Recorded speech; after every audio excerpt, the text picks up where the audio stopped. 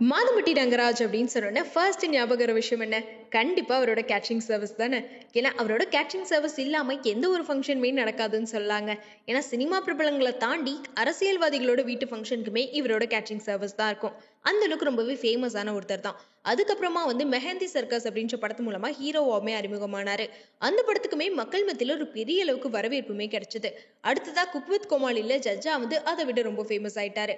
So அப்படிப்பட்ட மாதம்பட்டி ரங்கராஜ் பத்தி தான் இப்போ சோஷியல் மீடியா ஃபுல்லாவே பேசிட்டு இருக்காங்க. அது மட்டும் இல்லாம குக் வித் கோமாளில அவரை பார்த்து இந்த மாதிரி எல்லாம் மனுஷன் இருக்கவே முடியாதுப்பா, இவ்வளவு ஸ்வீட்டா இருக்காரு அப்படின்னு சொல்லிட்டு அவரை பாராட்டின நிறைய பேர் இப்போ சோஷியல் மீடியால அவரை திட்டிட்டு இருக்காங்க.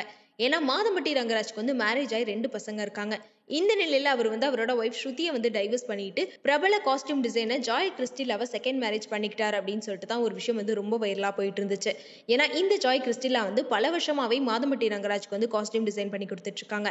முக்கியமா குக் வித் கோமாளில இவர் போட்ட ட்ரெஸ் எல்லாமே இவங்க டிசைன் பண்ணது தானா. இவரை தாண்டி நிறைய பிரபலங்களுக்கு இவங்க ஸ்டைலிஸ்டாவும் இருந்திருக்காங்க, காஸ்டியூம்லாம் டிசைன் பண்ணி கொடுத்துட்டு இருக்காங்க.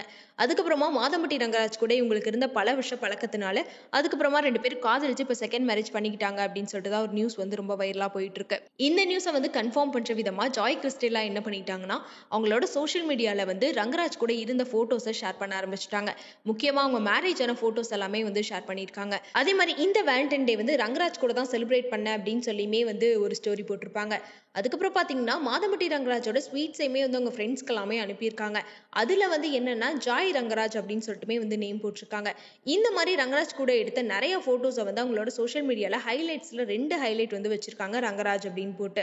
ஸோ இந்த மேரேஜ் இன்டைரக்டா கன்ஃபார்ம் பண்ற மாதிரி நிறைய விஷயங்கள் ஜாய் கிறிஸ்டிலா ஒரு சைட் பண்ணிட்டு இருக்காங்க. இன்னொரு சைட் மாதம்பட்டி ரங்கராஜோட ஒய்ஃப் ஸ்ருதி என்ன பண்ணிட்டாங்க அப்படின்னா, அவரும் அவரோட பசங்க இருக்கக்கூடிய போட்டோஸ்க்கு கீழே போயிட்டு நான் தான் அவரோட ஒய்ஃப் அப்படின்னு சொல்லி கமெண்ட் பண்ணியிருக்காங்க.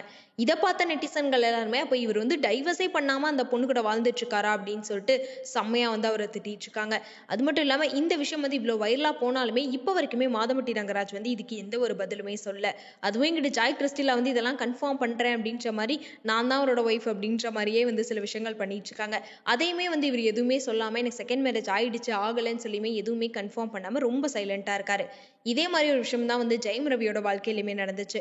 என்னன்னா ரவி மோகன் ஆர்த்தியோ டைவர்ஸ்க்குமே ஒரு பொண்ணு தான் காரணம் அப்படின்னு சொல்லிட்டு சோஷியல் மீடியால ரொம்ப ஒரு பெரிய விஷயமா போயிட்டு இருந்துச்சு. அதுக்கப்புறமா அவரே இல்ல அவங்க என்னோட ஃப்ரெண்டு தான் அப்படின்னு சொல்லியுமே கன்ஃபார்ம் பண்ணிட்டாரு.